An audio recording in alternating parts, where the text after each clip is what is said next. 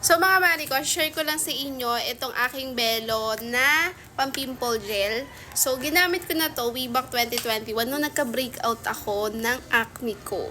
So ngayon, meron ulit ako, ang pangit. Ay, naku, nakakainis. So, nagka-breakout ako guys, kasi nga, diba, nung nakaraang video, sabi ko sa inyo, may ginamit akong sabon sa mukha ko, gawa nga nung masakit sa matang sunscreen ko. Ginamit ko yung pang hand soap namin. So, ayan, naglabasan lahat yung mga yung mga acne na yan.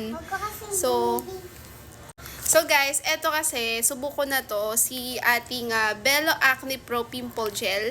So, ang gagawin mo siya dito kapag malinis na yung face mo, ganyan, nalagay mo siya dito, halimbawa, yan, lagay mo dyan, gaganon mo siya. And ang gustuhan ko dito, na wow, parang nahihinog agad yung mga acne ko na yan. Hindi na sila nag-i-stay ng matagal dyan. So, kayo guys, anong review nyo dito kay ating Belo Acne Pro Pimple Gel? Kasi ako talaga subok ko to. Maliit lang siya, pero subok ko talaga. Wait lang, pakita ko sa inyo yung dati kong ginaga. Oo. 'Di ba? Niluma na siya ng panahon. Pamana na talaga siya. So, ayan na siya. Mga 2021 pa. Kinip ko lang siya kasi gusto ko siya ipakita nga sa inyo na ito talaga ginagamit ko before pa. Ayan, tinago ko talaga to baling ka ng taon. O, tapos ngayon, nag-check out ako kasi nga naglabasan sila muli. Ayan. Kasalanan ko din naman kasi, sino ba naman kasing gagamit ng hand soap para sa mukha, diba?